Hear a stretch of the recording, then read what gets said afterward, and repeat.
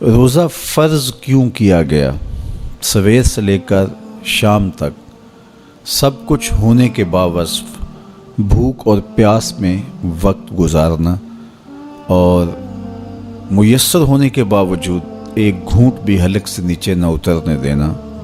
آخر اس میں کیا حکمت تھی؟ تو یہ بات اچھی طرح سے ہمیں سمجھ لینی چاہیے کہ یہ صرف کھانے پینے کو ترک کر دینا ہی نہیں ہے، بلکہ ان مقاصد جلیلہ کے حصول کے لیے روزہ رکھا جاتا ہے جو مومن کی زندگی کا مقصود ہے۔ اور اگر کوئی شخص کھانا پینا تو ترک کر دیتا ہے لیکن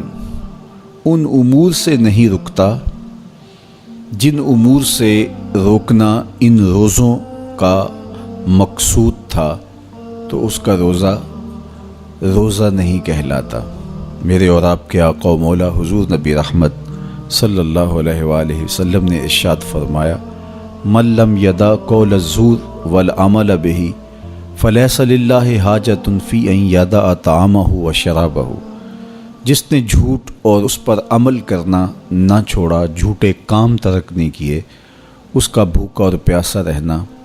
اللہ کو منظور نہیں۔ اللہ کو کوئی ضرورت نہیں کہ وہ بھوک اور پیاس کاٹے۔ روزے میں تو ان امور سے بھی روک دیا گیا جو امور عام زندگی میں جائز تھے، جو مشروع تھے، مباح تھے، لیکن روزے میں ان جائز مباح امور سے بھی منع کر دیا گیا۔ طیب اور طاہر کھانے، خوبصورت مشروب، ان سے روک دیا گیا۔ آپ آب زمزم بھی نہیں پی سکتے جبکہ وہ متبرک پانی ہے۔ شہر مدینہ میں بیٹھ کر شہر مدینہ کی پکی ہوئی کھجوریں بھی آپ نہیں لے سکتے، اس لیے کہ آپ روزے سے ہیں۔ تو روزے میں آپ کو متبرک چیزیں کھانے سے بھی روک دیا گیا، متبرک مشروب پینے سے بھی منع کر دیا گیا۔ تو مجھے بتائیے، جو رب آپ کو متبرک مشروب اور پاکیزہ کھانوں سے بھی ایک مخصوص وقت کے لیے روک رہا ہے، تو جن امور سے عام زندگی میں شریعت اسلامیہ نے ہمیں منع کیا، ہمارے رب نے ہمیں منع کیا، تو اگر روزے کے دوران ہم وہ امور بجا لائیں تو پھر روزے کی مقصدیت حاصل نہیں ہوگی۔ تو اسی لیے فرمایا، جس نے جھوٹ اور جھوٹے کام نہیں چھوڑے، اس کے بھوکا اور پیاسا رہنے کی اللہ کو کوئی ضرورت نہیں ہے۔ تو وہ یہ چاہتا ہے کہ میرے بندے ان امور سے بھی جب رک جائیں گے جن امور سے عام زندگی میں نہیں روکا گیا،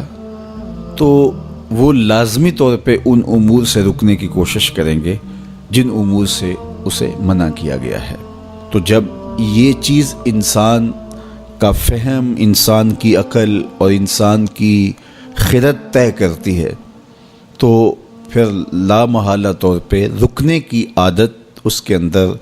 تقوی کی نشأت کا ذریعہ بنتی ہے۔ آپ نے عمومی طور پہ دیکھا ہوگا کہ رمضان المبارک کا ماہ نور جب اختتام کو پہنچتا ہے، ہمارے سامنے عید کے 2-4 دن بھی یہ مشق رہتی ہے، اچانک کوئی مشروب آیا اور پینے لگے تو رک گئے، وہ کہیں ہمارا روزہ تو نہیں، لیکن پھر خیال آتا نہیں ہم روزے تو نہیں ہیں، آج تو عید کا دن ہے، تو ہم پی لیتے ہیں۔ چونکہ پورا مہینہ دن بھر ہم مشروبات سے رکے رہے اور آج بھی دن کے اجالے میں ہمیں پانی دیا گیا تو ایک دم ہمیں جھجک پیدا ہوئی، لیکن پھر ہمیں یاد آیا کہ اب روزے بیت گئے ہیں اور میں روزے سے نہیں ہوں۔ تو جو چیز جائز اور مشروع تھی، ایک وقت کے لیے اس چیز سے بھی ہم رکے تو ہماری طبیعت کے اندر یہ ملکہ پیدا ہو گیا کہ ہم اس سے رکنے کا مزاج پیدا کر لیتے ہیں۔ تو اگر ہم ان امور سے رک جاتے ہیں جن کو شریعت اسلامیہ نے منع کیا ہوا ہے، تو پھر دوبارہ جب اس کو کرنے لگتے ہیں تو پھر ہمارا ہاتھ بھی رکے گا اور پھر ہم مستقل اپنے ہاتھ کو روک سکتے ہیں کہ ہاں میاں، یہ روزے میں بھی چیزیں منع تھی